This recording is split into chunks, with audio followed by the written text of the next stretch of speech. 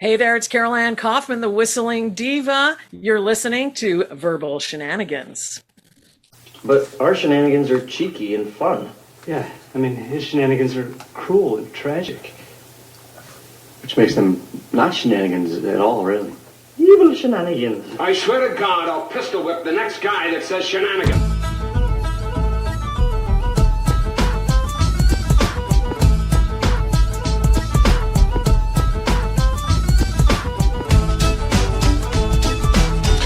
Hello, everybody. Welcome on back to the Verbal Shenanigans podcast.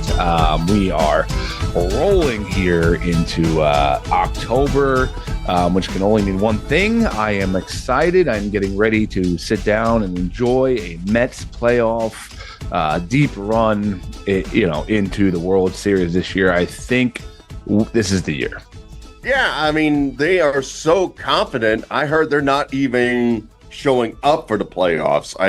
I feel it's a really interesting strategy where they're telling MLB, you know what? I don't even, it's like Trump with the debates. I don't need to show up. You're just going to declare me the champion. So I give him a little golf clap for deciding not to play any games further on.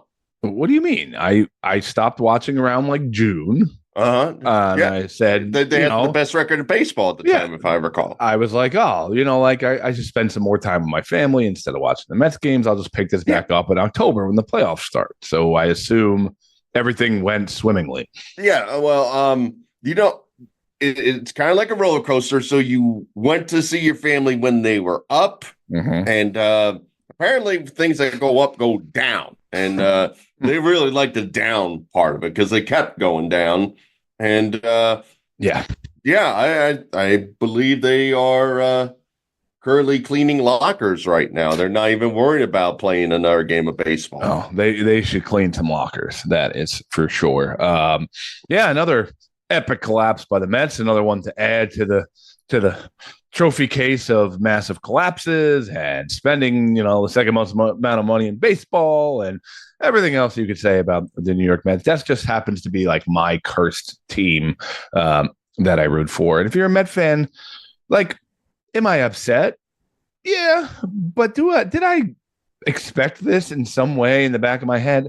Absolutely. The fact that we went into the season with no pitching, that was a good idea. We'll just have very mediocre pitching and we'll ride it out. We won't have an ace. We won't have, even a number two. We'll just have a bunch of number threes. And by law of average, Soto will just carry us all the way to the playoffs by himself. It was a very ingenious strategy by the Mets. You actually brought up something interesting that could be a moneymaker for the finally. I've been trying this for 13 years. Finally, today. You're like, once I get that check, screw you, Burlew, I'm out. Yep. Finally, an idea that's a moneymaker. All right. But hear me out. The teams that have the very eccentric fan base, if you will, that no matter what, they're going to keep showing up. Imagine across the street from the stadium, the Museum of Misery, where you can go in and relive all the horrible, horrible things that could happen. Make sure there's memorabilia of the worst free agents that you picked up. Absolutely, love it. The Mets one would be so well attended, and I bet you people would have so much fun at the Museum of Misery because it would be poking fun at themselves. Well, add to it, imagine going to a game. You go to a home game. And let's say in the first inning, you gave up 8 runs where you're like, I came out for the day to enjoy myself, but am I going to really stick around for this game that's pretty much all over? You can literally leave the stadium and go, I'll go to the museum so I can collaborate with my fellow fans here about this. Let's add one even better. Maybe you're a guy like me and you go to a game, the last game at Shea Stadium where the Mets were supposed to win and get in the playoffs.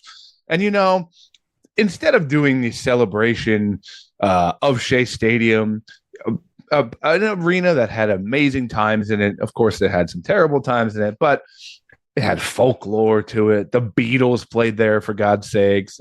2 championships, could have been more. But instead of getting the fans all riled up before the game, and all you had to do was win the game to get in the playoffs, and it would be really cool that Mike Piazza and Tom Seaver out there and getting the fans ready to get into the playoffs. But no, let's do it after the game, after we lose, and everyone just stays. And they're doing the ceremony is like beautiful, and everyone's just kind of like tepid and lukewarm, like yay, like we did it, and goodbye, Shay.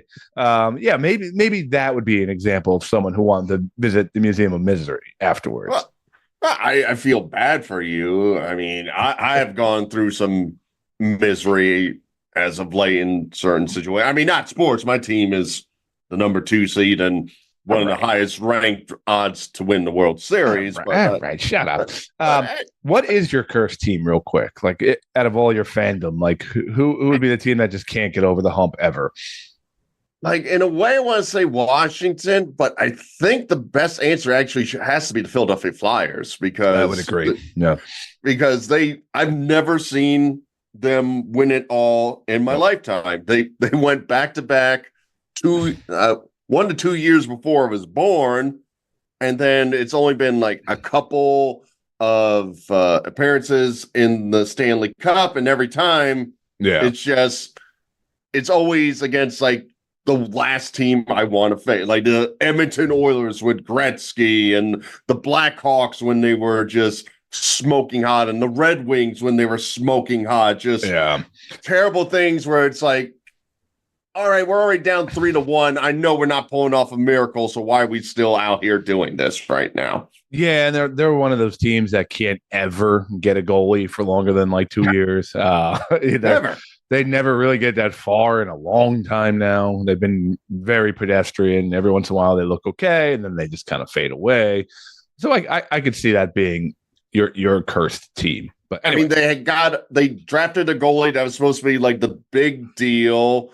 I forget who we had on the show when we had some kind of hockey guest where I brought up, is there any sight for the Flyers? And they're like, oh, that Hart kid is supposed to be like the next big goalie, the brick wall and all that. And turns out he likes to have sex with people who don't cooperate with said sex. So.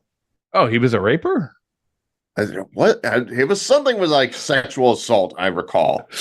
Something to that effect. I hope he's not a raper and he just like went to a strip club and you were just defaming his name. But anyway, nonetheless. Well, he's not in the league anymore, so I mean, he seems like the guy will get on verbal shenanigans. I was going to say, is that who we got next week? That'll be like my first question. He'll be like, contrary to popular belief, I'm not a raper. Hey, guys, I'm the Philly goalie raper. You're listening to Verbal Shenanigans. All right, if they get an expansion team, that's going to be the new team name. And I don't care. Well, we're getting a WNBA team in 2027. I mean, it fits right. Goalie rapers are going to be amazing in the league. As we discussed a couple weeks ago, it would fit right in with the Philly Fanatics family. This could just be a cousin of his or a drunk uncle. Yeah.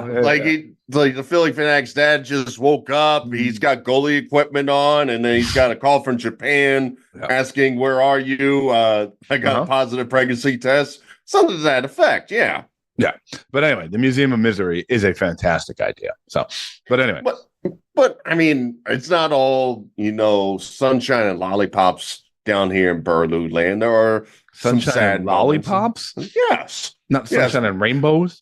No, lollipops. Where does lollipops come from?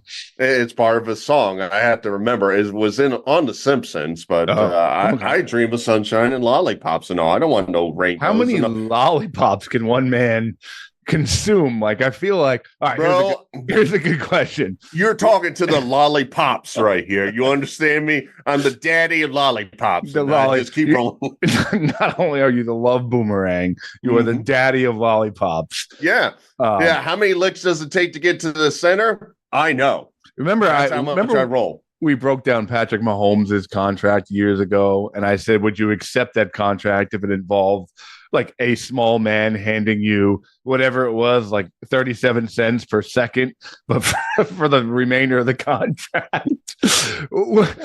Like, if your life was full of sunshine and rainbow lollipops, like, how long could you live on just lollipops alone? Oh, I'd be living the life. I'd be on the beach with a beautiful tan, sucking on lollipops, waving to people. And yeah, it's a lollipop daddy here. What's going on? Life is good. Give you that 37 cents now. That's how I roll, so I can get my next lollipop. So that's a good example. If you could have like eternal happiness, but what you're giving up is your diet only consists of lollipops.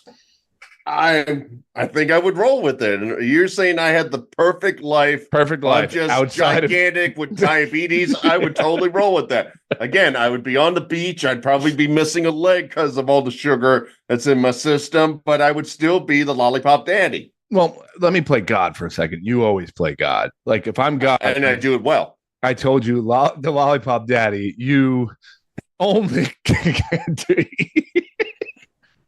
You get the perfect life. Everything else in your life is, exactly how if you could write a storybook, but you can no longer eat, anything besides lollipops the rest of your life. So if in your head, in your dream, your perfect life, you live to 90, healthy, you just die in your sleep, whatever, perfect death, but you had to have lollipops from now until then, would you sign on the dotted line for that?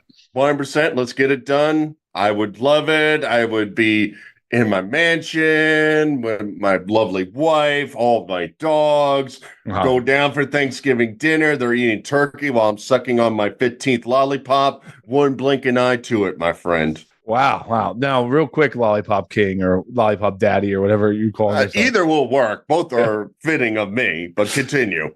You had to choose a lollipop. What lollipop are you? Are you going for the Charms Blow Pop with the gum in the middle? Are you going for the Dum Dum that you get at the dentist office? Are you going for those big circular pops that the Munchkins had in Wizard of Oz, like the huge ones? What pop are you choosing? I'm going to get the Tootsie Roll centered. Oh, you're gross. Lollipops. You're gross. That is disgusting. No, it is not. That is like. Are you questioning 80s? The Lollipop King?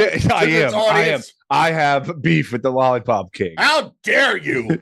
Come on. The chocolate center that gets all weird and melty and kind of tastes weird. It's better to have an old piece of bubble gum in between. Yeah, that's swell. Bro, Charms Blow Pop blows Tootsie Pop out of the water, man. The flavor is so much better. I do enjoy the watermelon Charms, but I prefer the Tootsie Roll. I like the orange lollipop with the chocolate center. Oh, that's like the bottom of the Halloween bag when you got nothing left. You're like, I'll have this orange Tootsie Pop that's left here. And the wrapper's kind of melted. That's all I'm giving out this year. And the kids will be happy in my neighborhood. I will just constantly be like, you have other flavors? I'm like, no. It's all orange with chocolate. They won't be happy because no one lives in your neighborhood anymore, as we've discussed. No, they bring in kids into my neighborhood. Oh, good. Yeah, Halloween. That sounds. They bring like in literally kids. They get their trucks and they hook up a big trailer and the kids go in the back and they'll bring them into the neighborhood with like 30 kids in the back of the trailer and they'll just let them loose into the neighborhoods and go at it. This is your plan to just trailer kids into your neighborhood. I don't trailer the kids. Other people trailer Mike's kid I will trailer. be sitting there with my orange lollipops with the chocolate center. We already established that you killed your neighbor. The other neighbors moved out. You have random dogs roaming around the streets that just end up in your house that live between two parked cars. The good life. Give me a lollipop. Nothing wrong with this life. I don't even need to sign the lollipop deal. I'm already living it. I can eat whatever I want, even if it's also with a lollipop. You hear me? All right, well, continue, Lollipop Daddy or whatever. All right. So some things happen to me that sadden me. Number one, the magical brewery of Georgia is gone, Scott. Freedom, Shine, and Brew is gone. Now, for those who... Yeah, for the new listeners, kind of sum that up. Yes. So it was a brewery in Cumming, Georgia. It was a combination of a kind of like a boardwalk games slash axe throwing slash gun range slash brewery that I came across one day when we went on a trip with our 3 dogs. That's why it's in Cumming, Georgia. Does it get any better? Like, and it's spelled the way you think it's spelled. Gotcha. Yeah. It literally is spelled that way. I do not know who named it. I'm sure he was a very happy man when he named it. But it was a magical place, and the beers are pretty good. A lot of people, as I've been in the beer groups of Georgia, are like, it was average or whatever. I'm like, no, the full scene is what you have to factor in. I don't need perfect beer with that scenario in that environment. I just need amicable, sippable beer. I can't wait till I go on like the Yelp reviews, and it's like, it used to be cool until some guy wanted to talk to the cow and was sucking lollipops at the counter the whole time. The clientele really ruined the vibe there. Well, you oddly set up. I also told you not to go to places with guns. I told you, you and guns, I can't think of 2 things that should never, ever be put together. What? I'm sure. What could possibly happen in that scenario? I don't understand. But you did kind of set up my second story of a recent. Oh, good. Talking cows and sucking lollipops at a bar. I can't wait to hear where this segues. Well, you brought up cows. So one day I went out to the store, and the wife is like, hey, if you get a chance, get me like a special coffee or whatever. And I tried to go to one coffee shop, and the line was out the door and crazy and so forth. And I said, I'm not going to deal with it. I tried to think what was in the area.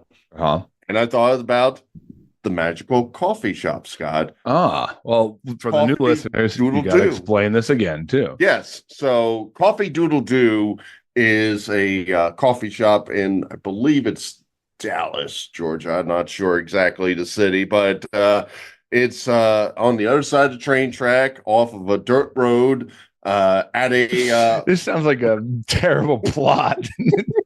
They go to the coffee shop. It's on the other side of the train tracks on a dirt road in Cumming, Georgia. It's on Cumming, Georgia. That's the other side of the state. But it is like on a farm, which has a petting zoo, and they have a trailer where they make like lattes and all different coffees or so forth like that. So I decided to go there, and it was a little packed there. They had a whole Girl Scout troop there feeding the animals and so forth. So it took me a minute to get up and get my order. So I placed my order, got the wife's coffee, and they're like, anything else? And I'm like, you know what? Let's make it a good day. Give me some feed for the animals. I'm gonna feed the pigs and the sheep and the goats and Mr. Cow. Yeah. I'm gonna do that. So how much feed did you purchase? I went light because I figured I'd get my coffee soon. I went with the $1 instead of the big $5 one. Oh, wow. Okay. So I got self-control, Scott. Now I could, for the audience, I can attest to this because when I visited Mike in Georgia a couple months ago, that was one of our stops in the morning to go watch Mike feed cows. That was, I got to see him, barge through little kids trying to get to the cow as he, stood in front of them and talked to the cow relentlessly. Witnessing this was quite a thing because me and Mike might have been the only people without kids there. It was just Mike feeding animals. It's a nice coffee shop. It just happens to have goats and cows and so forth. And children. Yeah. So did you go there? Did you ever offer to trailer any of the children back and forth? No. I did not talk to any of the Girl Scouts that were there with their troop leaders or what all that. Okay. But I go up, like, oh, there's a cute goat. Give that one a biscuit. And there's another cute one. And then I see some in the back and I start throwing it. But then all of a sudden I hear noises from the sky. From the sky? Yes, because there's lightning. Was it God trying to kill you finally? No, No, he don't need me yet. He knows he's picking me number one. He can wait for me.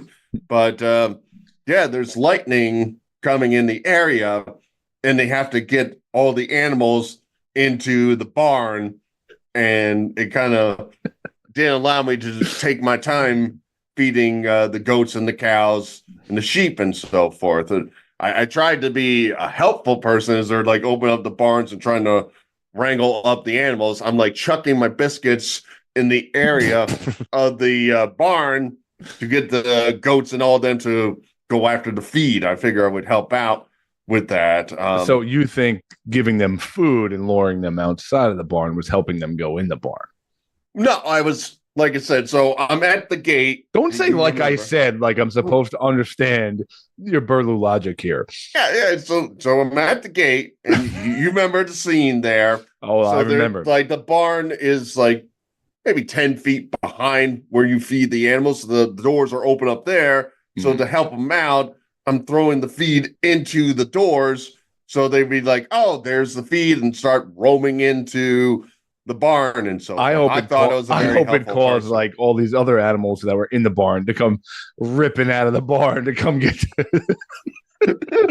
No, there weren't any in there. They were all out for Burlou's feed right there. So I had to rush it. I can picture this in my head. You're like, go ahead, go in, Mr. Goat. There's some yum-yums for you. Go ahead, Mr. Cow. Oh, no, Mr. Horse is coming. No. Mr. Horse going to get hit with lightning. Okay. All right. Continue. Sorry to interrupt this. Yeah. I mean, that's the sadness of how I had to just like take handfuls and start chucking in to help them and I just eliminated my feed immediately. And as I left with my coffees, lightning went out of the area. So I could have took my time instead of rushing. You spent $1 on the feed. Yeah, but it would have been a special dollar. It would have been a loving dollar for farm animals. Did you ever think about bringing the animals some lollipops? Like see how they would enjoy them? They pulled me aside when I tried that, Scott. And apparently, like lollipops and chocolate inside of lollipops don't work well for farm animals. So, like, sir, between your odor, and your lollipops, you got to leave the barn. Yeah. And then I tried to put the lollipops in the back of a trailer and take the kids with me, and then they shunned me for that and everything. But I'm a good person. But the moral of the story is the Phillies to win the World Series. Oh, yeah. It's only a matter of time before, like, I'm waiting here. We usually do our interviews around 9:00 at night, and I'm just waiting for you to get on. You just don't show up, and I'm like, where are you? Like, we got an interview, and I just don't hear from you for like 6-7 days, and you're like, things went a little awry at Coffee Doodle Doo. Say it right. I got arrested for so many different reasons. Giving lollipops to kids. I killed a cow with something I fed him. It's only a matter of time before I lose you for a little bit. Yeah. I don't know if you can do the podcast from a payphone in jail, but I'll send you quarters. I would go to Mr. Cow's memorial. I would do that, and I would feel terrible. I would have my flags at half mast on that one. Scott, you got to see some of the guests I've gotten in prison here. They're crazy. This guy, this guy played goalie for the Flyers and raped people. Well, all right, segue time. Yeah. It's all because our show makes perfect sense. It's cohesive. Everything is in line, like the professionals that we are. Yes. So why don't you segue us, Mike? Well, certain animals make whistling sounds, and tonight we are chatting with the whistling diva, Carole Ann Kaufman. Carole is a 2-time champion in musical whistling. She is part of the documentary Whistle, just shown at the Toronto International Film Festival, and a producer and artistic director of the Masters of Musical Whistling competition this weekend in Hollywood, California. So, Scott, put your lips together and blow in our next guest. That has to be the worst segue we've ever. Oh, some animals make whistling noises. Well, they do. I should know. I get coffee all the time. I know that answer. Let's get Carole and Kaufman on the line.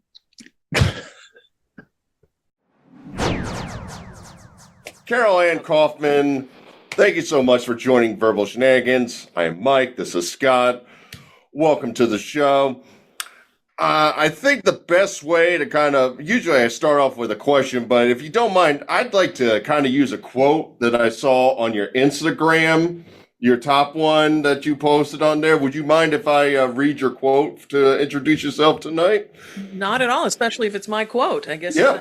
Should be that. All right, here it is. If people only read the headline, I want them to know that there's a whistler in the room, and that whistler has a vagina. That is a beautiful headline. So the first question is, Scott, when did you learn to whistle? Got him. Got him. So, Carole, give us a little background. Were you a musician growing up? Were you always a little whistler? What got you into this path? Well, thank you very much for asking. And first, I want to address that quotation, which is from a documentary that's coming out this year in 2025 called Whistle. And it's about the Masters of Musical Whistling International Festival and competition that I produce, and the cast of characters, myself, and some of the whistling contestants. And the reason that I said that is because that's ultimately one of my big missions in life, is to bring more women into the whistling world so that we can see equality throughout the arts, whether it's whistling or something else. And so, once upon a time, I started calling myself the whistling diva. And that quote kind of talks about that, is that when I show up, I want people, or before I show up, I want people to know there's a whistler coming, which may still surprise you, but the fact that I'm a woman will likely really surprise you. So I like that to be front and center and just kind of really mess with people's minds so that they begin to associate women and whistling together. I like to say that my history of whistling is basically like the great American whistling story. My dad was a whistler, and of course I wanted to be just like my dad. So I started whistling when I was 5. I'll never forget that first note. One little high pitched note, and I was hooked from there. So I continued to practice. And then when I was in grade school, like many students, I found the violin. I found an instrument. There was an assembly telling us, hey, you should play an instrument. And I jumped on the bandwagon. And that's when I learned that I had a good ear. I had a good sense of musicality. I, however, did not have a good sense of practicing. So the violin went to the wayside. But given that I didn't realize I was practicing whistling, I was literally just whistling, and I didn't have any of the baggage of practice. And so there you go. So for 40, 50 years, I've been practicing whistling and never knew it. And that's actually my secret weapon. Now, when you say practice whistling, are you just doing chores, whistling around the house, or is this like I'm in a room, like focused kind of practice? Like which one is it? Because I feel like the nice thing about whistling, you can just take it on the road with you. There's no tuba to pack up or guitar to string up or anything like that. So absolutely. Well, I say whistling is the world's most portable instrument. So you're absolutely right. It's great to take with you. Although when I'm practicing for a show, or for right now, I'm practicing for the exhibition and the performance I'm going to do in Toronto at the Toronto International Film Festival, where our film was accepted. I want to make sure that I get it right. I want it to be on point. So, for example, I'm practicing a song that I know, but I don't know every lyric. I don't know all of it. And the lyrics really affect the nuance of how you say or how you whistle the notes. And so for me, whistling practice actually looks like taking a road trip or taking a long drive. That's the best way for me to get in the zone. I can't force myself to sit on the couch and just sit there and whistle for an hour. It's too weird. I could going to do it with violin. I can't do it with whistling. So I jump in the car. And so, for example, last night I was drilling the lyrics, right? And just trying to get the difference between the first bars and the second bars, and making sure that I really have it intrinsically a part of who I am. And then from there, the notes kind of come out more easily. So as you're growing up, you realize you're a great whistler and all, you're enjoying it or whatever. When did you find out there was like an actual community and competitions out there to be a part of? You know, it was one of those like prophetic moments. A friend of mine just kind of texted me and said, well, you know, called me. We didn't really do texting at that time, and mentioned, hey, I was looking in the Reader's Digest, one of those, you know, one of our old school magazines, hard copy, and letting me know they had just read an article about the International Whistlers Convention in North Carolina. And I guess, you know, as they say, timing is everything. And I was like, you know what? I'm going to do it. I'm doing it. And so I told everybody that I was heading off to the whistling convention. And then about 3 weeks before the convention, I realized I had not bought tickets and I had not practiced songs, and I was getting ready to back out. But I was currently enrolled in integrity seminars. And it occurred to me that there was no integrity in telling everybody for 6 months I was doing something and not doing it. So it was actually kind of just the fact that I had shared with the people in my life was why I followed through with the commitment. And I scrambled a couple of songs together, headed out to North Carolina, and somehow I won first runner up. And then I was really hooked. You know, from that point on, I was just hungry. I had to get the gold. Every year I went back. You know, second year I won second place again. Third year I won second place again. Finally, the fourth year, something different happened, and I won third place. And so at that point, I decided, you know, maybe I should start practicing. Maybe I should actually put some effort into this thing. And then they had the event actually in Japan. And I flew out there. And I think because the stakes were so high, I had a fundraiser. That's when I realized, okay, let's put our integrity actually into the practice itself. Took a lot of road trips before that convention. And so, you know, of course, what I learned is that people are moderately impressed when you place in a competition, but people are interested in you when you win first place. And they don't actually care what the competition is. That's the interesting thing about sport per se, I've noticed. They don't need to know who you competed against. It could be in a party of one that you were the champion of. If you got the gold, you get respect. And so that is actually one of the big reasons I decided to keep the idea of whistling competition alive in the U.S. Once the director of the International Whistlers Convention passed away, there was nobody else stepping up to do the U.S. version, and I just wanted to have a concert. You know, I live in L.A., the entertainment capital of the world. What I realized though is nobody's flying around the world to be in your concert. Right? They are flying around because they think they can win. And one other thing I think is really interesting, which is actually probably a benefit to who we are as human beings, that almost everyone that auditions thinks they're going to win. And so it doesn't matter where they are in the scale. There's this sort of sense of like, I'm likely the best in the room, and I'm coming to sweep. And so it's always interesting to see, especially when there's different levels involved. Let's talk about that whistling community. I'm curious, is it a camaraderie? Like, are we a friendly community, or is it like competition? Is there like whistling trash talk going on? And if there was whistling trash talk, give me like a line that, like, if I sucked at whistling, you could tell me. Wow, that you're really putting me on the spot. You know, probably if they like, what would be a whistling insult? Like something that would really burn a whistler. That blows. I think that would probably hurt. That would really hurt me. As opposed to, I'm blowing you away, which is so fun because it's actually what people experience. It's one of those kind of ironic little phrases where people want to say, "Oh my God, I was so blown away," and then suddenly you realize, like, "Oh, okay, wow," and I'm also a very clever wordsmith as well. So, what was your question? I already forgot. No, I was saying, like, is the actual community like a tight knit supportive community, or is it very like cutthroat and competitive?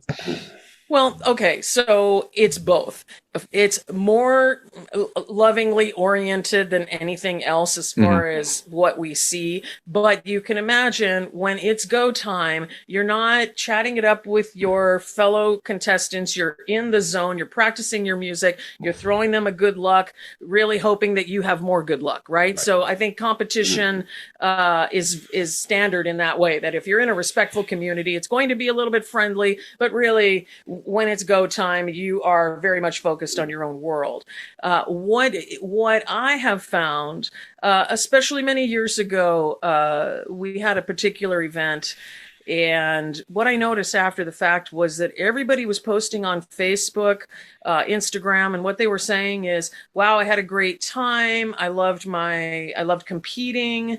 And then they would go on and on and on about the people that they met and the community that they built and the heartfelt relationships that were created. And that really was, I can't even begin to tell you how much that uplifted me and excited me. And I was in a transition in my event world. I also created an event called the Monrovia Music Fest, which is a local event here in Monrovia, California, Los Angeles County.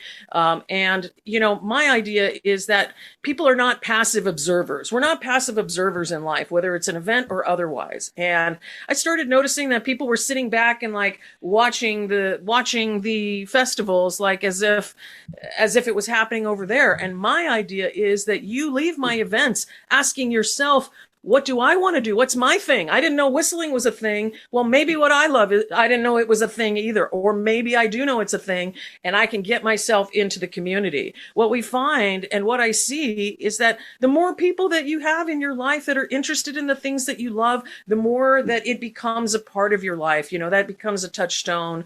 And of course, for myself, my whistling community is a mixture between the whistlers that I met when I was coming up. Those people are still close friends of mine, people I competed against, people I won against, people I lost against. And also it's like, I noticed the people behind the scenes are the people that are my people, right? Like, so you guys, you're the ones that are creating the production, making the podcast happen, bringing people together. You have that sort of, that host mentality, right? Like there needs to be a place for art to happen. And that's what I'm up to. I'm going to be the one to do it. Right? Because we realize as adults, we finally realize, oh, okay, you're either going to be the one who's bitching and complaining, or you're going to be part of the solution. There's only two teams to be on. Exactly. Tell us about the competition itself. Like when you up for your performance, are you up there alone? Do you have a band behind you? Do people like do extra stuff like try to juggle or dance while they're whistling, or are they just pretty much monotone? What does the competition look like? Wow, those were great questions. It actually seems like you did your homework. I don't know if that was totally random, but literally Me doing my homework is random. Scott will point that out during many times.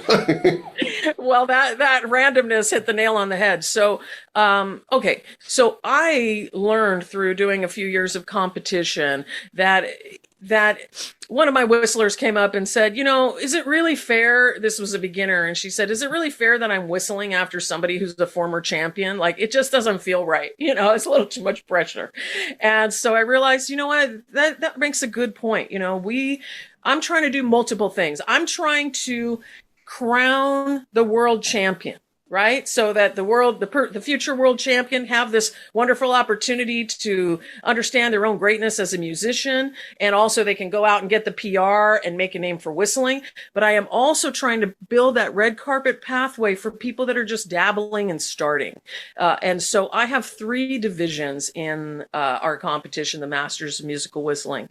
I have our open level. That's essentially either beginners or people that just are not phenomenal. They're really good whistlers. They're definitely better than average, but they haven't put the practice in, or their embouchure isn't just really spot on such that they're in tune and they've got reliable music happening every single time for every single note. Then I also have my advanced level, and those are great whistlers. They're really, really good whistlers. Probably the best whistler you have ever heard.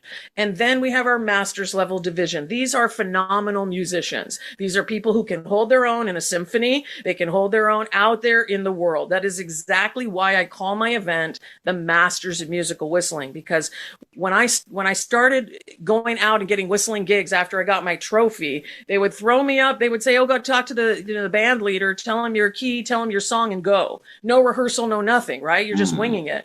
And after I did that a few times, I realized this is the biggest commercial I can possibly do for whistling. You do it on the grassroots level where you show up and you perform and you make it happen and you provide excellent entertainment. And so that's why we have in my master's level division the live band competition. So I have our musical director out of LA, AJ Seksangi. He's been with me for years. He puts together charts for the whistlers based on the videos that they submit. They get a 10-minute rehearsal on Friday, and then they are competing with the song on Saturday. I want to make sure that when I send you out as a representative of my event, but more importantly, my art form that is going to introduce people to whistling for the very first time, that you need to be able to knock their socks off. And so that's the basic structure of what we call our solo performance division. I have two other divisions as well. That is our Hikifuki and our allied arts. Hikifuki is a Japanese name that our friend who directs the World Whistlers Convention in Japan coined, and it basically just means self-accompaniment. So for those that can play piano, or they can play ukulele or guitar or quattro, they're going to be able to. It's like a singer-songwriter deal, right? Where you're playing the music and you're whistling it yourself. And of course, I have a whole team of people on our stage at the Barnsdall Gallery Theater in Hollywood. They plug you in between each songs, and you essentially accompany yourself. Our Allied Arts division is really for fun. It's basically whistling plus another art form. So last year, our winner, one of our winners was from Japan, and they basically did an anime scene that involved like recreating like an anime tableau and doing whistling with pre-recorded music.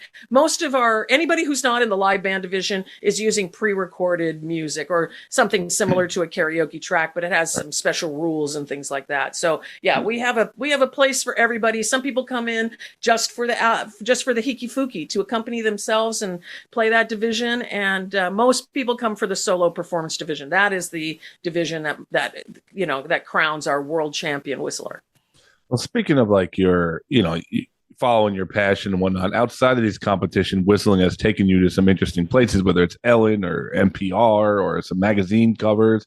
Is there a place or an event or something that you were able to participate in that like stands out as like, I don't know, the pinnacle so far of your whistling career? Like, oh my God, I can't believe I went there from this. Wow. Well, to be honest, right now, the pinnacle feels like having a documentary created about our whistling competition. That is most truly a dream come true. Now, yes, for me personally, as an artist, as a performer, as somebody who was in the acting world, I came up hoping to be a performer that could make a difference on a global scale, or a person as a professional speaker, right? That I've always had this idea that my message could reach the global scale, or the idea that we could promote artistry to the point where everybody realizes, of any age, not just promoting children to do art, but adults who maybe forgot that they're artists too, right? I believe everything is art. We are all artists. And so it's very exciting for me to be able to know that message, in addition to this message about musical whistling, of course, that is huge. But a little more honed in on one of your statements. I work with a woman, Susan Silton, in the Crowing Hens. I'm the lead whistler for a whistling art group, and we actually perform only in the environment of like an art gallery. This is an artist experience, and we've done some very interesting modern music, and been coupled with Wild Up, who is this really avant-garde group based here in LA, and that's been amazing. And so every gig I really enjoy, but the ones that allow you to do something a little bit different and allow you to expose people to something maybe they've never seen, it's very, very gratifying. Are there different styles of whistling in competition. And as weird as it sounds, like I remember old school, like watching old shows, they put the two fingers in and whistle. Does that still happen nowadays? It seemed to like disappear. I was mesmerized as a kid at people who could do that. I would just try and like get grass in my mouth or just make no sound. I was always amazed by that. Same. I feel the exact same way. I wish I knew how to do some of these things, even though, Lord knows our hands are probably not clean enough to really do it. So I have a love-hate relationship with the finger whistle, right? The ones that we're talking about, the super loud one. Oh yeah. I love it because just like you, I want to know how to do it. I want to know how to call somebody over there. I hate it because if there's a guy next to me who's doing it, that is very not okay, right? We all know how loud that is. The fact is, I wrote my master's thesis about musical whistling and whistling in general. And the fact is, whistling has frequencies that are very uncomfortable for the human ear, which is why musical whistling has to be so excellent, so on point, because unlike singing, people are used to it. Everybody's got a bad note here or there. With whistling, if you do something a little off, you could literally just be like hurting people's ears, right? We've all had the guy in the office whistling some annoying little sound next to us, and there's a reason that people hate whistling beyond misonophobia, which is certain sounds annoy people, that when you don't get it right, it's wrong. It's really, really wrong. The other thing is that we have multiple ways of whistling out there. So jumping into the musical whistling world, as you're really asking. So I do what's called pucker whistling, right? You look like you're giving a kiss. I'm just whistling, putting my lips together and blowing. Lauren Bacall told us how to do it. It's the very, very typical way to whistle. Now, there are some very interesting other ways to whistle. For example, Geert Chatru out of the Netherlands, who's currently touring with Cirque du Soleil's Corteo all around the world. And actually our judge, Derek Bodkin, who also toured around the world with Corteo.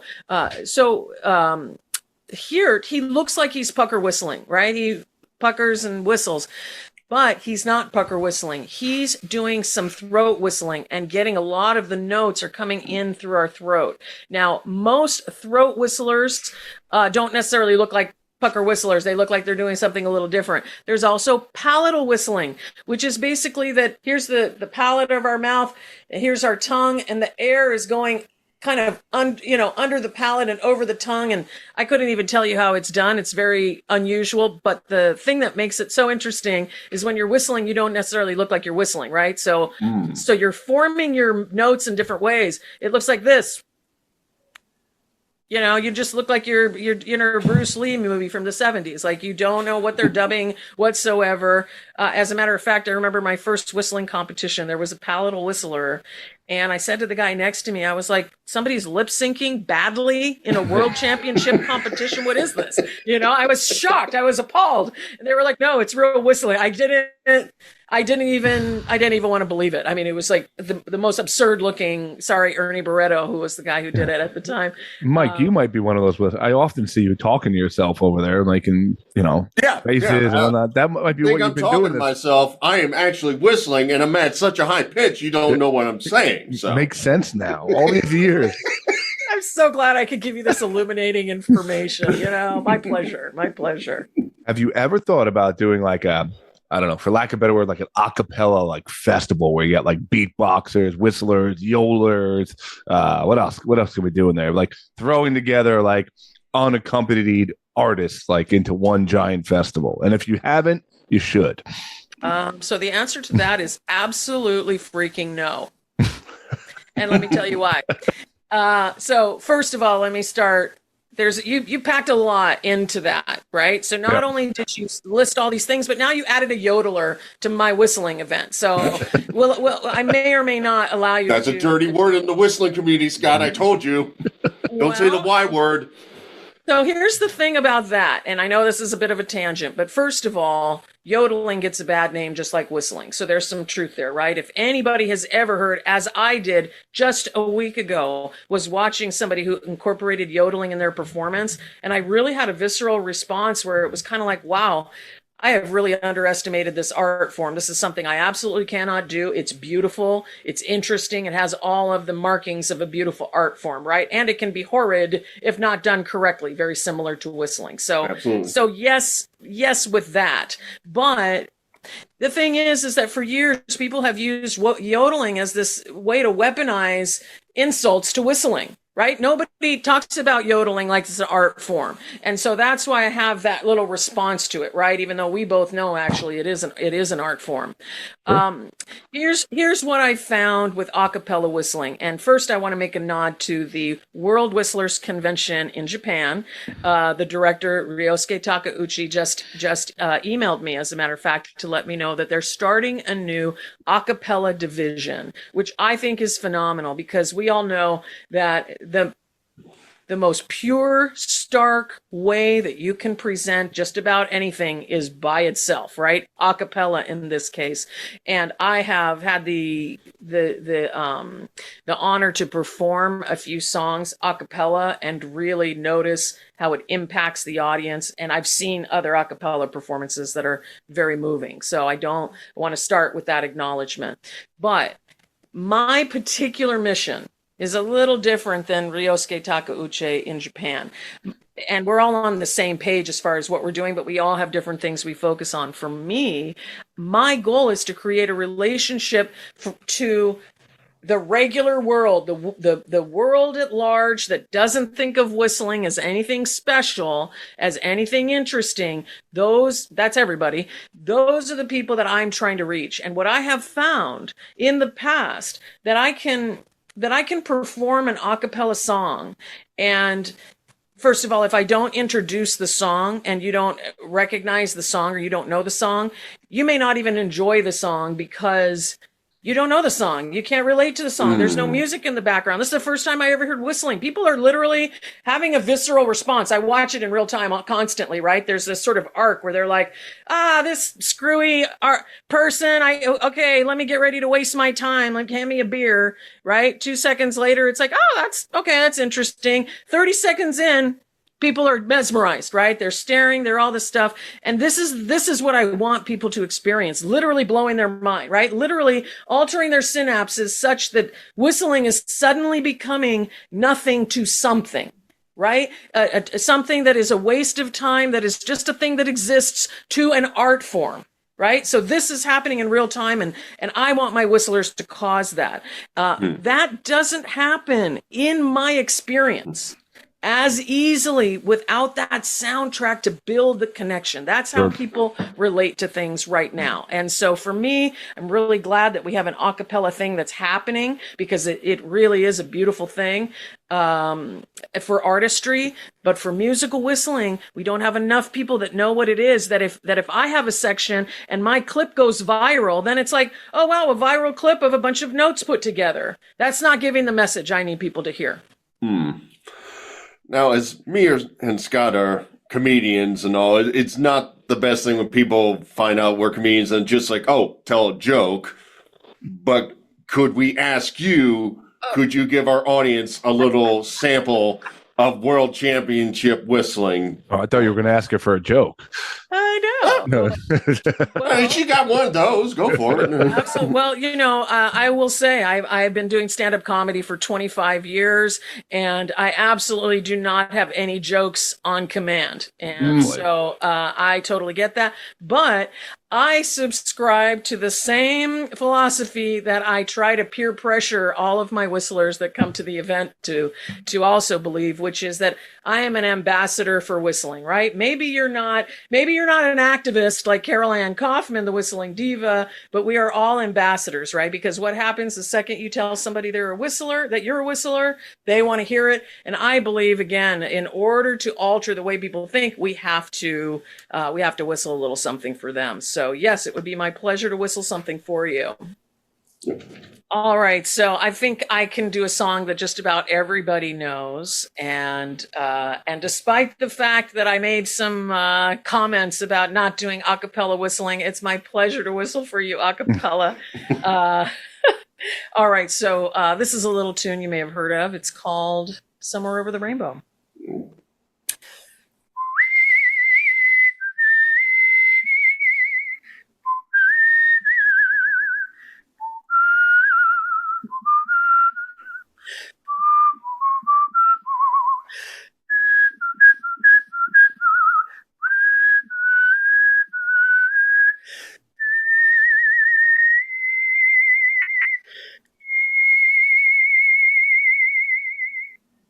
There you go. Wow. Well done. Yeah, Mike, I'm just sitting Mike, back your, here your bopping turn. to him.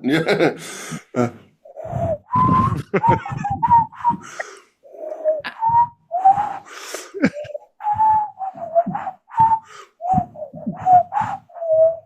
I mean, it's perfection too. Perfection. I didn't want to do it because it was so similar. People would be like, "Oh, you just cut and copied in the audio." Yeah. You know, it would have felt weird. Thank you for not showing me up there. Although I actually want to say one thing. I think is important for the people that are joining us today, which is, no, you don't have any clarity. No, you're not loud like I am, right? But you had almost all of the notes required to whistle that song. And so you're the kind of person that when I go out in the world, people say, "Oh, I can't whistle." And then my first question is, "Okay, please show me how to whistle. Show me what you do," right? So they usually give me one little note like that. And so I just want to acknowledge that for those people out there who can do what you do, where it's not super clear, it's not super loud, but you have these notes. This is like high level advanced technique. You have the starter kit to actually go out and do some whistling. You get a little more practice, you'll get a little more volume and a little more clarity, and from there you can actually do some decent music. I have a lot of people that have that first note and they just want to learn how to get a second note. So even though it seems small to you, actually you know, we kind of knew what song that was. I mean, yes, it was a little helpful. I did it for you first. So, what's coming out? You talked about Whistle, May the Best Lips Win. It's going to be screening at the Toronto Film Festival. I know you're judging a whistling competition in October. Can you tell us a little bit about that? Of course. And no, I do not judge that competition. Thankfully, right? I hire the judges that get to judge the competition. Gotcha. And they told me a couple years back that I, in fact, am not allowed to compete because I pay the judges. So they left me out of that whole thing. The Masters of Musical Whistling International Festival and Competition is coming to the Barnstall Gallery Theater in Hollywood, California, on Hollywood Boulevard, October 3rd through 5th. And so on October 3rd, we have all of our orientation and rehearsals, and of course the International Concert of the Masters, where I perform, and all of my visiting judges and dignitaries and whistling champions are performing. On Saturday, we have the open level, the advanced level, and in the evening, we have the live band competition for the Masters level. And then on Sunday, we have our self-accompaniment, Hiki Fuki, and Allied Arts Division all day until our awards ceremony. Most of the competition concerts are, that's what I call them, because they're really concerts, right, with a bunch of different people, and they're also competing. Some of the competition concerts are by donation, free or by donation, and the rest are only $10. Like, we're keeping it low. We just want people to show up.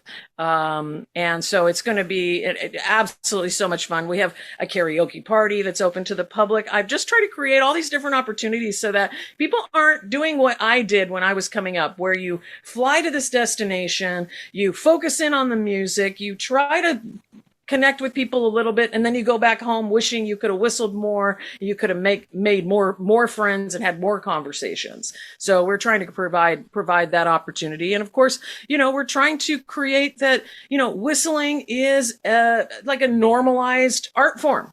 You know, and I realized a little farther back, a couple of years ago, I was patting myself on the back for all of this work that I'm doing on whistling. And, you know, of course, I'm feeling great about the strides that we're making and, you know, getting our articles in the LA Times and having documentaries and people recognizing the artists in themselves. And of course, we love that.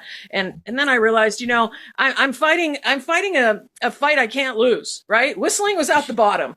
And so this strategy, I realized this was a brilliant strategy on my part. We've got nowhere to go but up, right? There's like so much room. This is not pop music that we're going, oh, we're trying to get people to listen to pop. It's like, we're already there. Everybody is already on board. With whistling, we're still having to train people's minds, right? To, and who knows, maybe after we finish with whistling, a yodeling expert activist will come up in the scene and, try to get everybody to respect yodeling.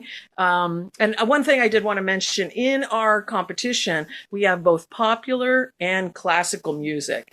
And the reason that kind of came to mind is that, the classical music is one of the things that sets us apart, is that people have already sort of an inherent respect for classical music. Whether or not it was respected in the time that it was created is a completely different historical debate. But where we stand right now, people have that respect. So by participating in classical music demonstrations, it helps people to understand that this is a world-class instrument that can be used for all different kinds of music, even the ones that you respect the most.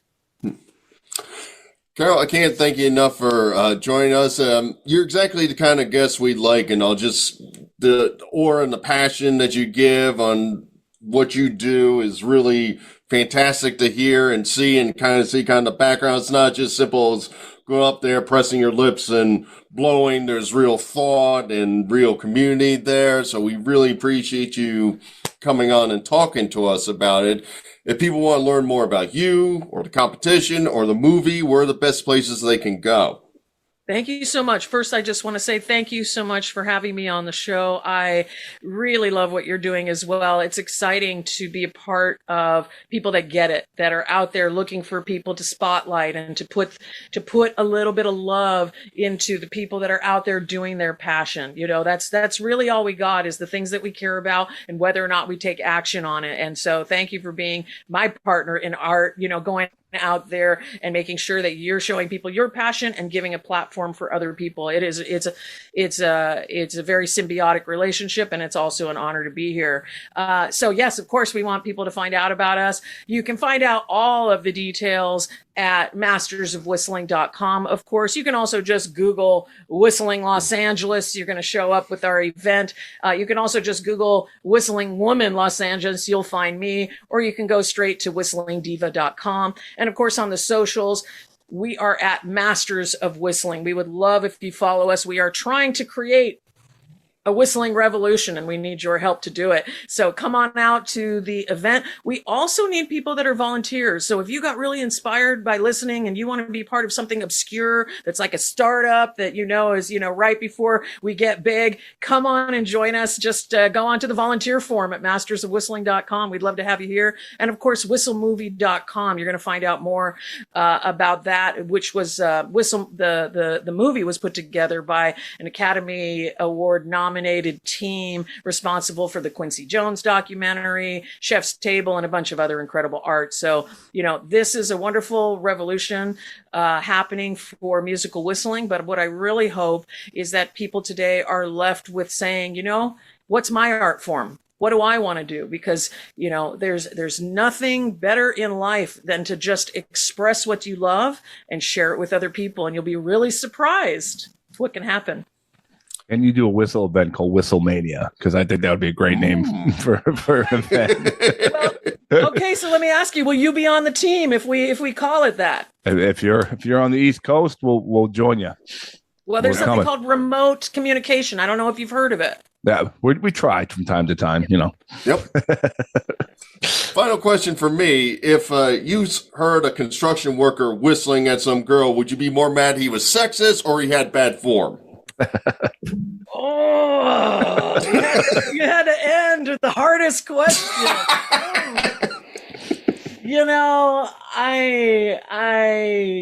Wow, that's actually a hard one. So I personally am probably going to be more perturbed by the bad form, but I think that we should all learn how to compliment people respectably, and whether or not that's whistling, I think depends on the moment. Carole, thank you so much. We wish you best of luck, and we'd love to have you back on down the road. Yes, please. Carole, thank you so much. Mike, Caroline Kaufman, the whistle champion. You're competing on stage right now. Okay. Lights dimmed out. They're like, ladies and gentlemen, welcome to Cumming, Georgia. You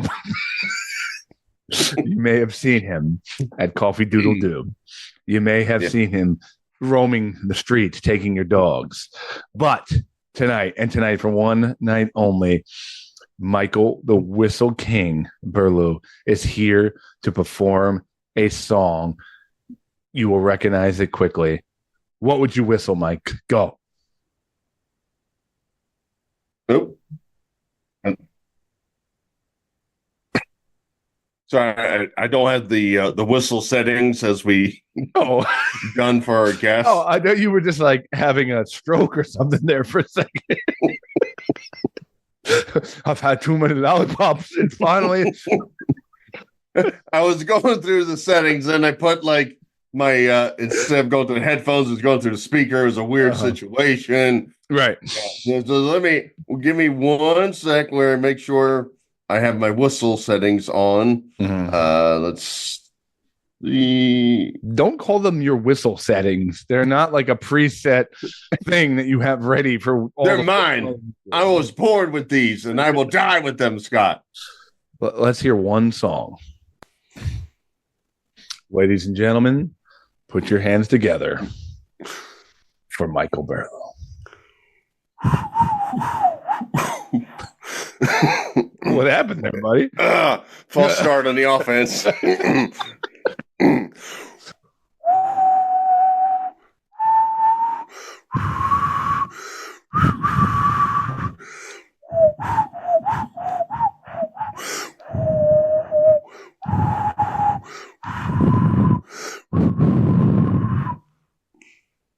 Is that Ric Flair's theme song? Yeah. Oh, Yeah. I don't have my dad's genes. My dad could whistle like nothing. When we were growing up, we would go down like 2 neighborhoods, whatever, and play. And this is like pre-cell phones or anything. He didn't call like neighbors, mothers, or anything like that. He'd go outside. Oh yeah. He'd whistle.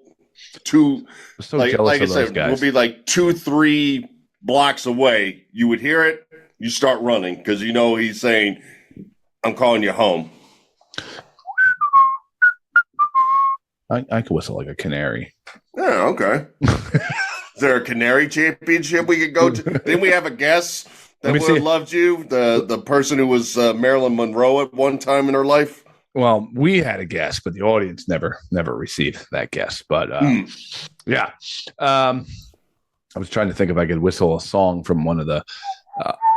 Let me see if I could whistle a tune from a band we had on recently. Right? Okay. Did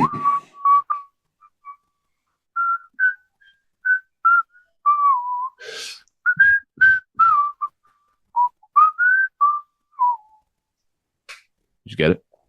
You're going in and out there. Oh, yeah, it's probably my whistle settings aren't set correctly. Yeah. I should have sent you mine. Yeah, but I was going with No Rain from Blind Melon. Oh, okay. Yeah.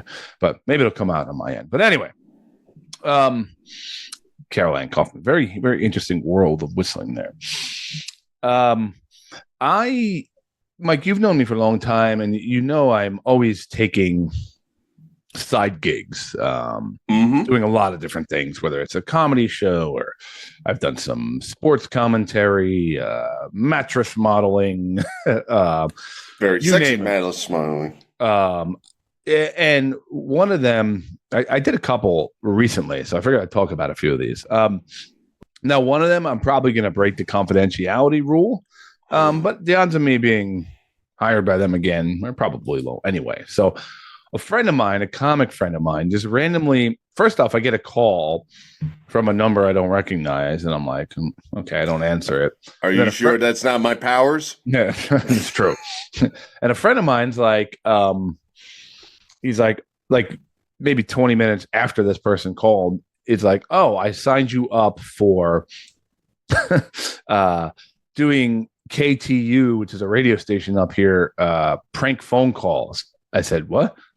He's like, oh, don't worry. It's easy. You just, they call you and they tell you exactly what to say and stuff like that. I'm like, oh, okay. So I guess I'm going to break the fourth wall here, but the odds of anybody actually listening to this are low. So everyone knows like these morning shows and stuff do these like prank calls and whatnot. Crank anchors, jerky boys. Yeah, but those are like good ones. We're talking about like the cheesy like Z100 ones, like, like, but eventually I got in touch with the person who got in touch with me. I had to fill out a form and all this. And so basically they were like, okay, we're going to call you at 7:00 on this day or whatever. And don't worry, they don't tell you anything. They're like, okay, just be, So they call me, and sure enough, they're like, hey, it's blah blah blah. I won't give away the show, so I'll hide some secrecy, but it's blah blah blah from the morning, blah blah blah. And what's your name? I'm like, Scott. And he's like, tell us something interesting about yourself. And I'm like, I don't know, like I'm a mattress model. I'm a mattress model. I should have said that, but I didn't. So it was I just basically told him I'm a comic, and I have 2 kids, and one of them, and I met my wife. They're like, how'd you meet your wife? I'm like, oh, I met her online, actually, on Tinder and stuff like that. And they're like, okay, let's go with that. I'm like, go with what? They're like, you're going to talk about how you met your wife on Tinder, and you're still together, but we're going to change it to you met her like the first 4 days of Tinder, and you're still together, and you somehow went on and had a marriage. I'm like, okay. So I thought I was going to be doing a prank call. It was more of like they were interviewing me about, it was like a something weird segment kind of. So they call me, and it's just basically along the lines, if you've heard these bits before that sound like real funny stories. Like I would tell a story, I'd be in character, and I'd be like, yeah, I met my wife on Tinder. I'm like, yeah, but back then it was like I had to sign in on a desktop and stuff like that. And they're like, okay, well, say this line, and they feed you things, and they just record. And I guess they just splice them together, and they'll be like, okay, and they'll let you talk. And if they like something you say, they'll be like, or do more of that, or add this, or say something. It only took like 15 minutes, but it was a very interesting experience. So, like, I guess, guys, to spoil your hopes and dreams, all these prank calls and a lot of these bits on the radio that are timed perfectly and fit into their commercial, segments before commercials and stuff like this are all timed and pre-edited and stuff like that. But I guess it was a pretty cool experience. I can't believe Scott and Todd have been lying to me all these years, Scott. It's very sad, and all the Z Morning Zoo is just a farm full of falsehoods, and I am depressed by this information now. I'm sorry to pull that curtain. So yeah, they probably won't hire me anyway again. So I think I made $50. So, but no. Oh, okay. Well, send them my number and all. Yeah. Tell us something weird about you. All right. How long you got? So then I mentioned a couple of weeks ago, I did a heckle hole for the first time, which was, if you guys have seen like Country Club Adjacent, they've been doing this forever, making fun of golfers as they swing, trying to get it messed up kind of thing. It was a great experience. And we ended up getting another one that I did recently, and they paid us really well. And it was a great experience. Everybody was fun. And we probably wrote like 100 jokes on the spot and figured this out. And, you start to connect with people there. They're like, oh, we have a golf event here. We'd love to have you there. And so it's definitely like been a fun pursuit of hopefully some future gigs and whatnot. And interestingly enough, also like I put them on Instagram, the videos we did, and they like blew up close to as viral, I think, as I'll probably ever get. Like 500,000 views. The one is at, the other one's almost at 100,000 views already. Got us a whole bunch of followers. So it's pretty cool. And I do them with my comic friend, Ryan Patrick. Shout out to Ryan over there. But about a week later, Ryan calls me and he's like, guess what, buddy? We got a gig, another heckle hall. I'm like, awesome. And he's like, yeah, we're at, it's kind of a big one. Okay. He's like, Sean O'Hara? I'm like, of course. And I knew, we talked to the Sean O'Hara guys at the other golf. I know Sean O'Hara, for those that are wondering, was an offensive lineman for the Giants, won 2 Super Bowls with them. Very, very good lineman. Okay. And he does this huge golf outing. And it happens to be at Trump National. Okay. So in May of this year, me and Ryan will be taking the heckle hole to Trump National. Well, it'll be hard to do in May of this year, considering it's October almost. It would be hard. Yeah. Yeah. Theoretically. I mean, that would be a hell of a heck of a hole. And I came from the future just to tell you suck. Yeah. So yeah, I'm curious what it is going to be like going to Trump National. Like if there's going to be any security clearances we need to do or anything like that. But it should be pretty cool to see the actual course.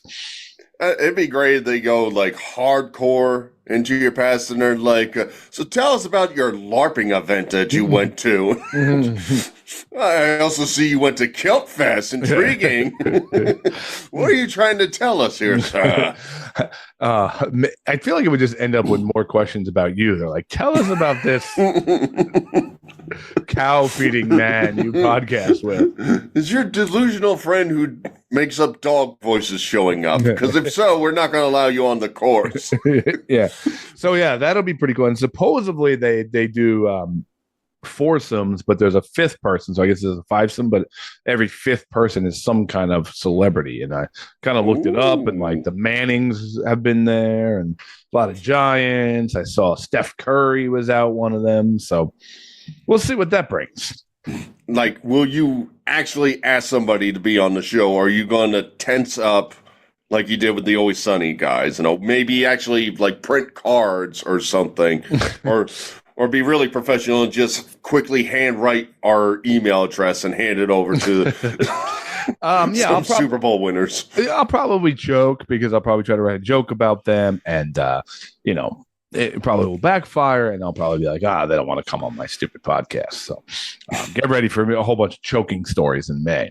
Aw, adorable. No. You choke, I go to coming. Ew. Final thing. So there's another little avenue I've been pursuing, completely unrelated to kind of comedy and things like that. And one of these things is I have a buddy of mine that has been teaching CPR for quite a while on the side, and makes a lot of money doing it, like very good money. Now, I've been certified in CPR for like 20 something years. So I was like, I know most of this stuff. I should go and get certified and maybe be able to work with him and whatnot. Now, Mike, I'm sure you're familiar with CPR, right? Yeah. Anytime I see somebody on the ground and in despair, I'd like to go up to them and scream in their ear, breathe! Yeah. And it's ironic because you see a lot of people on the ground in despair in their last moments of life. Well, you haven't met the survivors, and all. That's why I don't get credit for them, and all. You like to divvy up the dead pool, if you will, but you never give me the credit for the lives I've saved every week with my knowledge on this podcast. Now, my buddy invited me. He needed an extra body to come help at a CPR class this weekend. And just kind of help out. And I was able, he's like, it's a good opportunity to see like kind of what it's like and, what you'll hopefully be doing for me, down the line. I'm like, sure, make a little money doing it. Now, great class. There's about 30 people, pretty big class. Everything goes fine. It's only about 2.5 hours long. And he has a little thing like, leave your reviews, give us your feedback. Normally your feedback, Mike, would be like, great class, learned a lot, right? Mm-hmm. Or on the opposite side might be like instructors really weren't knowledgeable or something like that, or the class is too long, something like short, right? Yeah. I doubt you would write like a huge thing about the CPR class you took. Yeah, the CPR classes are not something I need to read a 10-sentence Yelp review about. Mm-hmm. Well, my friend, just today, so tons of good feedback. So I give my buddy tons of good feedback. But today he gets an email. Okay. I'll call my buddy Steve. Hi, Steve. I wanted to provide feedback for last Sunday's CPR course. Okay. Last Sunday being yesterday. Yesterday morning. But by the time I turned in my test, you folks looked all packed up and I didn't want to hold you up. Okay. Good beginning. No problem. I did not know where there would be a written test and did not bring my reading glasses. Maybe an idea to let prospective students who know this. Okay. I couldn't see. Fine. Not perfectly terribly. Fine. Yeah. Good comment. And you guys seemed interested in getting feedback. So here it goes. So once they say, so here it goes, You're like, Oh, he ain't holding back. Okay. This dude's got issues with your PRing, you know. My CPRing. The course proved me with good info. I did not need to take it. I just wanted to learn how to do it. Both you and your brother, were very knowledgeable, personable, approachable, and friendly. You seem prepared and organized. All that is good. Okay. I hope there's not a butt coming. Some suggestions. Oh. Start on time. I arrived early. On me, very enthusiastic. By the time Mike, they arrived, the class was starting at 8 o'clock. Okay. Okay. By the time we started at about 8:15, not so much. You had about 20 students who made it their business to plan and get up early enough to be on time, sitting around waiting for a few tardy students who are not considerate enough to be on time. That does not show consideration for those who are considerate. Now, Mike, we started probably, you know how most things are, conferences are like, sit, we're going to start in a little bit, and get comfortable.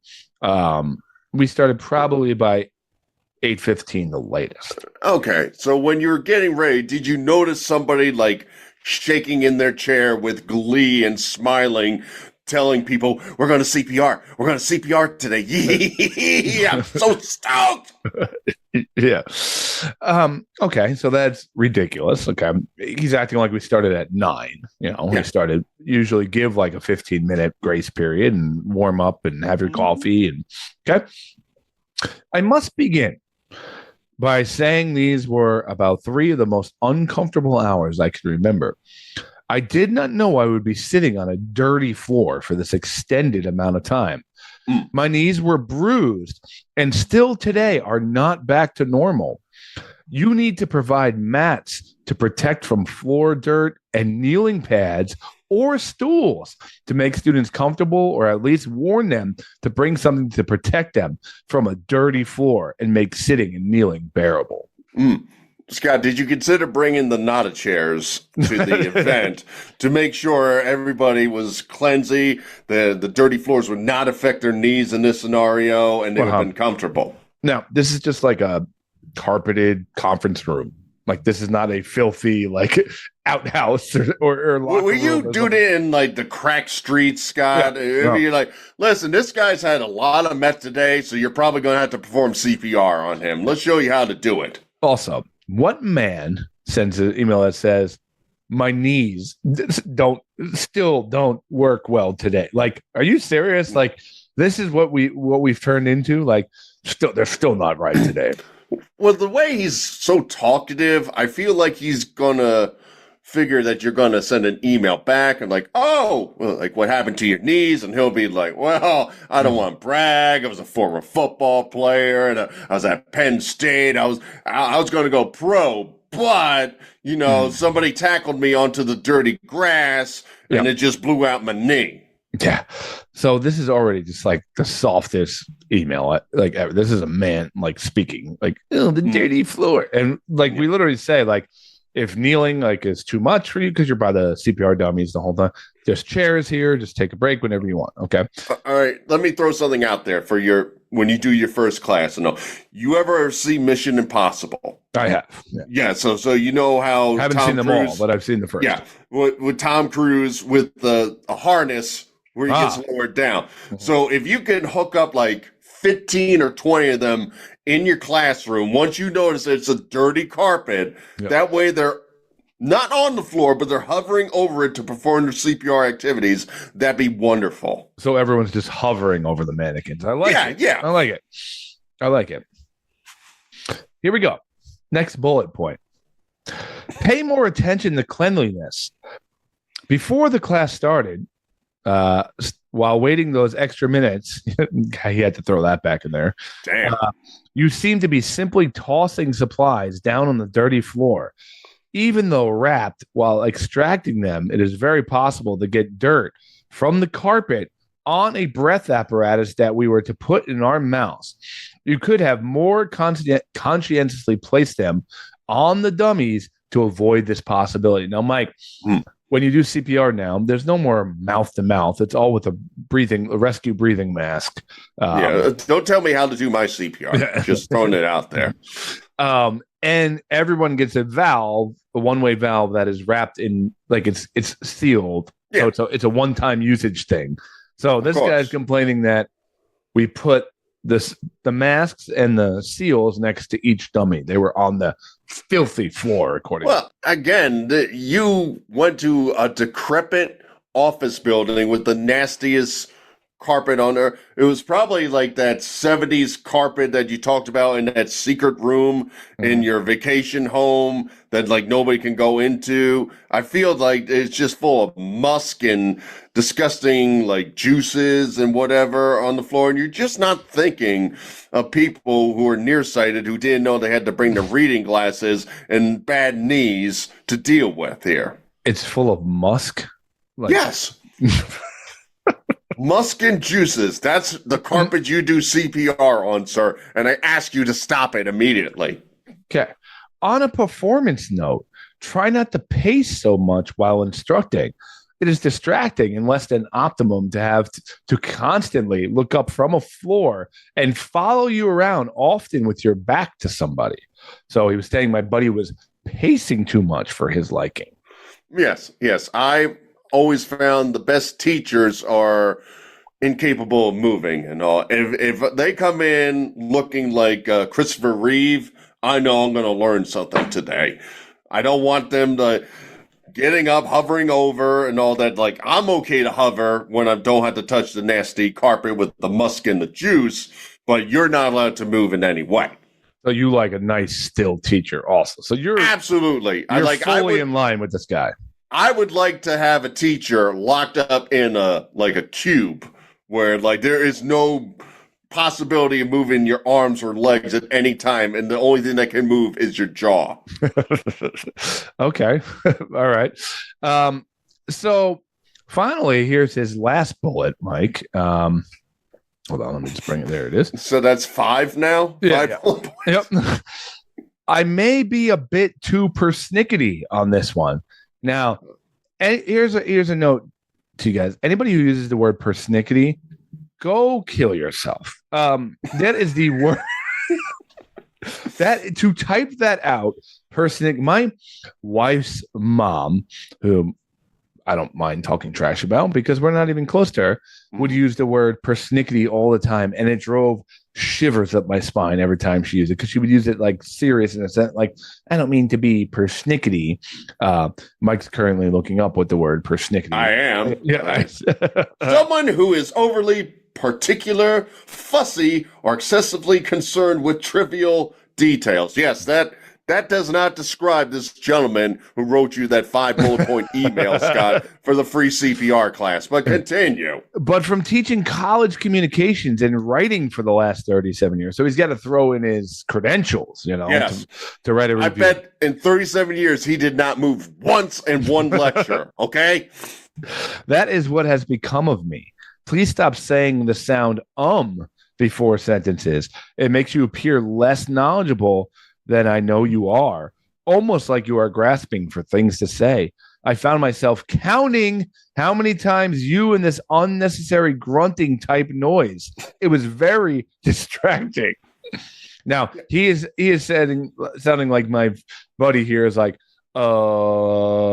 yeah, man, like, I don't know, you pressed your chest. Like, he's a very knowledgeable guy. And then he's just a unnecessary grunting type noise, as if he was like, yeah, he was sounding like Tim the Two-Man Taylor. That's what he was doing. CPR. We're gonna do rescue breaths now. All right, we're gonna breath. And then he goes, "Oh, that's about it. I'm sure you've heard enough, and at this point want to revoke my certificate.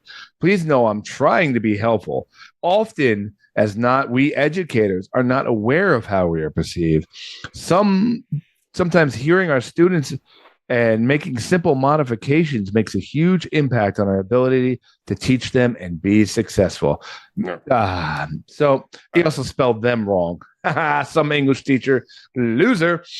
I mean, I'm listening to this. Okay, I mean, I want to be a teacher to men and women throughout the world myself. So I think I think I got the gist of it. So basically, exactly at the start of the class, I will be wheeled in like one of them Hannibal Lecter kind of things. I'll be in a cube where the only thing that can move is my jaw. Now, if I say the word it will lock up my jaw and it will stay there for a couple seconds. So I learn my lesson. You're in some kind of saw like trap device where if you do something wrong, it locks your face. Yes, as a good teacher would do. I would have the Mission Impossible straps to come down so nobody has to kneel down. Gotcha. I will make sure weeks in advance if anybody has reading glasses, they will come. I will make sure that if anybody needs the Braille version of the CPR class, they will be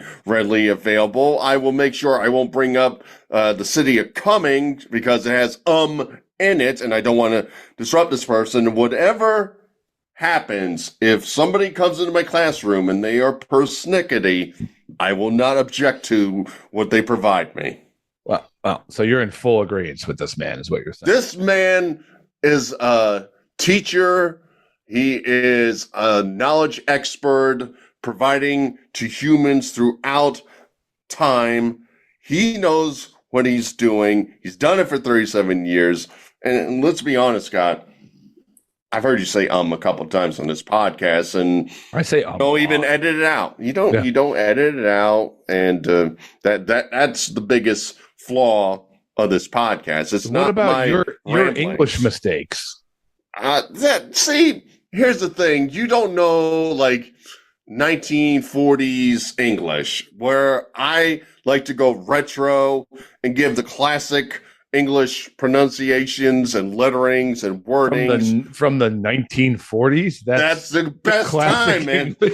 That's when they knew how to talk to people. Okay, not like you swinging 2025ers out there. Well, anyway, Bob will call you. You are a giant loser. I can't even imagine sending an email for anything. I can't even imagine being that upset about anything. To send an email that long, to take the time to write that. Now, did he give you the count, as he said he counted all of them? That's a good point. He didn't give us the actual number. Yeah, you should reply back and say, to be a professional, I must be certified to only use 24 in a 3-hour course. So if you counted 25 or above, please provide me the examples so I can inform my supervisors about this. Well, it is our time to get out of here. We learned a lot today. We learned about the Lollipop King, or Lollipop Daddy. We learned about Burlew going to pet animals again. We learned about the raping Flyers goalie. Former Flyers goalie, thank you. Yeah. We have class. We told him to go. So we learned a lot of things today. Well, I didn't learn anything from listening to you because you were moving your head. You said, I'm doing this podcast on the dirty floor thanks to you. You're being a little persnickety about my performance today. Anyway, Mike, anything to promote before I almost forgot what I was going to say. Anything to promote before we get out of here? Said, good job, buddy. Damn it.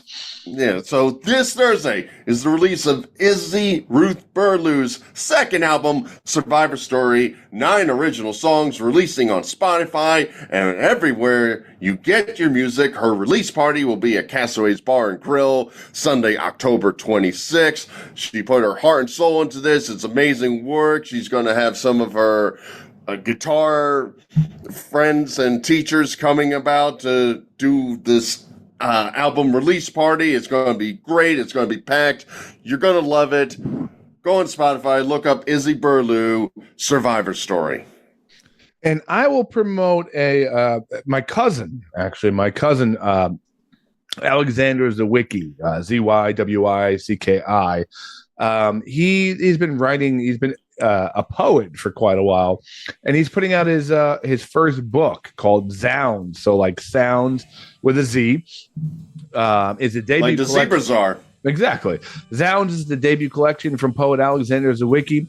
It is the winner of the 2024 Barrow Street Book Prize, selected by Kevin Proofer, poet laureate of Texas and author of The Fears. Zounds is available for pre-order at www.barrowstreet.org.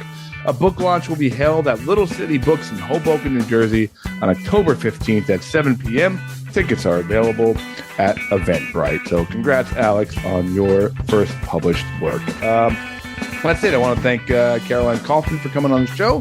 Life is funny. Laugh at it. Keep the wind at your back. If you have a trailer full of kids, bring them down October 31st. I guarantee you, you're going to get the premium lollipops from the king, baby. We're getting arrested.